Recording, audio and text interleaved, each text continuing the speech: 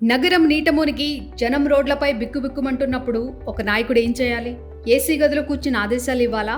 లేక ప్రజల మధ్యకు వచ్చి నేనున్నానని భరోసా ఇవ్వాలా? కాప్రా కార్పొరేటర్ శ్రీ స్వర్ణరాజ్ శివమణి గారు రెండో దారిని ఎంచుకున్నారు. నిన్న రాత్రి కురిసిన కుండపోత వర్షానికి కాప్రాలోని నేతాజీ చౌరస్తా నుండి కాప్రా చెరువు రోడ్డు నదిలా మారిపోయింది. కిలోమీటర్ల కొద్ది ట్రాఫిక్, మోకాళ్ల లోతు నీటిలో చిక్కుకున్న వాహనాలు, గంటలు గడిచిన గడవని క్షణాలు. ఈ విషయం తెలిసిన వెంటనే కార్పొరేటర్ శ్రీ స్వర్ణరాజ్ శివమణి గారు అధికారం చూపలేదు, స్వయంగా ఆ బాధ్యతను భుజానికెత్తుకున్నారు. ఒకవైపు వాహనాలను మళ్లిస్తూనే మరోవైపు జీహెచ్ఎంసీ హైడ్రా అధికారులను అప్రమత్తం చేస్తూ నీరు తొలగిపోయే వరకు అక్కడే నిలబడ్డారు. ఆయన స్ఫూర్తితో డివిజన్ యూత్ కాంగ్రెస్ నాయకులు సైతం ఆయనతో చేయగలిపారు.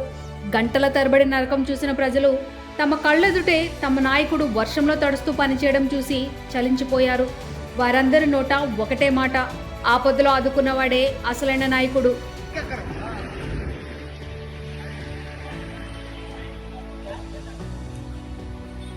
మరోవైపు కోప్రా డివిజన్ సాధన విహార్లో చిక్కుకుపోయిన వలస కార్మికుల ఆర్తనాదాలు. ఎవరికి చెప్పుకోవాలో, ఎటు వెళ్లాలో తెలియని ఆందోళన పరిస్థితి. సాధన విహార్ వరద బాధితుల గురించి తెలిసిన వెంటనే స్వర్ణరాజ్ శివమణి గారు ఏమాత్రం ఆలస్యం చేయలేదు. స్థానికులు, జీహెచ్ఎంసీ, డిఆర్ఎఫ్ టీం, హైడ్రా సిబ్బంది, కాంగ్రెస్ నాయకులతో కలిసి సహాయక చర్యలకు శ్రీకారం చుట్టారు.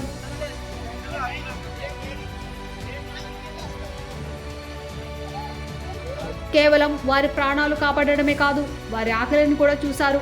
కట్టుబడులతో మిగిలిన కుటుంబాలకు దుప్పట్లు, భోజనం, పునరావాసం కల్పించి తన మానవత్వాన్ని చాటుకున్నారు. ఆపదలో ఉన్న వారికి భుజం తట్టి నేనున్నానని భరోసా ఇచ్చారు. మాటలు చెప్పే నాయకులు చాలా మంది ఉంటారు, కానీ కష్టకాలంలో ప్రజల పక్షాన నిలబడి మాట నిలబెట్టుకునే నాయకులే చరిత్రలో నిలుస్తారు. అదే కోవకు చెందుతారు శ్రీ స్వర్ణరాజ్ శివమణి గారు. స్వర్ణరాజ్ శివమణి గారు మాటలు చెప్పలేదు, చేతల్లో తన బాధ్యతను చూపించారు. పదవిలో ఉన్నానని కాదు, ప్రజల పక్షాన ఉన్నానని మరోసారి నిరూపించారు.